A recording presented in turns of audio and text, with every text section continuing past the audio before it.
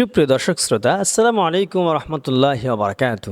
একজন ভাই প্রশ্ন করেছেন যে চোখের জ্যোতি কি কাজ করলে বাড়বে। অনেক গুরুত্বপূর্ণ বিষয় এবং ভালো বিষয় আপনি জানতে চেয়েছেন। প্রিয় ভাই, আমরা হাদিস রিসার্চ করে দেখতে পাই এবং অনেক বিজ্ঞ আলেমদের মতামত রয়েছে এই বিষয়ে।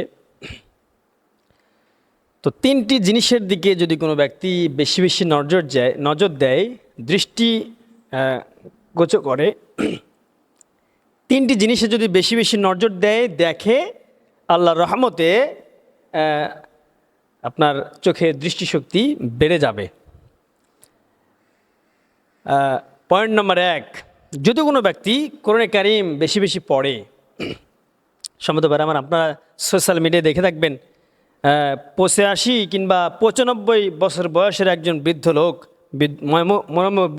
বৃদ্ধ একজন মানুষ কোনোরকম চশমার সাপোর্ট ছাড়াই কোরআনে কারীম তেলাওয়াত করছে।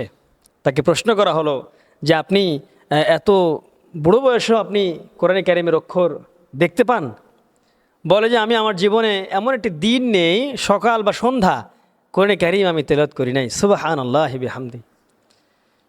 তাহলে এখান থেকে জানা যায় যে কোরআনে কারীম বেশি বেশি তেলাওয়াত করলে চোখের জ্যোতি বেড়ে যায়। 2 নম্বর, পৃথিবীতে একটি ঘর রয়েছে যে ঘরের দিকে বারবার তাকালে পারে আল্লাহ রাব্বুল আমিন রহমতে চোখের দৃষ্টিশক্তি বাড়িয়ে দেয়।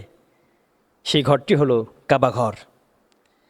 সেই ঘরটি হলো কাবা ঘর। এই কাবা ঘরের দিকে যদি কোনো ব্যক্তি বেশি বেশি তাকায় এবং আল্লাহর শুকরিয়া আদায় করে, আল্লাহর গুণগানে লিপ্ত হতে থাকে এবং মনে মনে বাসনা করে, আল্লাহ যদি এই ঘরে একটাবার যেতে পারতাম,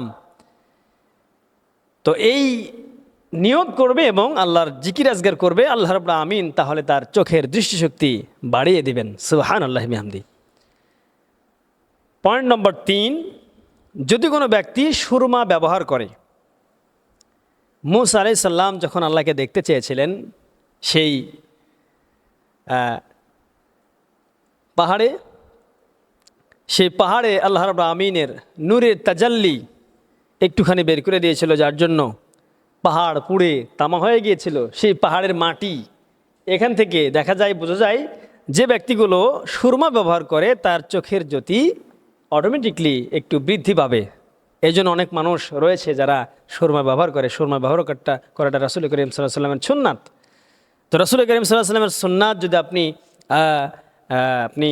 যদি আঁকড়ে ধরতে পারেন, তাহলে আপনার অবশ্যই রাসূলের সুন্নাত মানা হলো এবং আপনার উপকারও হলো। আরও কিছু বিষয় রয়েছে আমরা দেখতে পাই যে যদিও এটি আসলে ওইভাবে খুব গ্রহণযোগ্যতা লাভ করতে পারে না, যে নিজের মায়ের দিকে নেক নজরে নেক দৃষ্টিতে যদি কোনো ব্যক্তি তাকায় তাহলে তার চোখের দৃষ্টিশক্তি বেড়ে যাবে।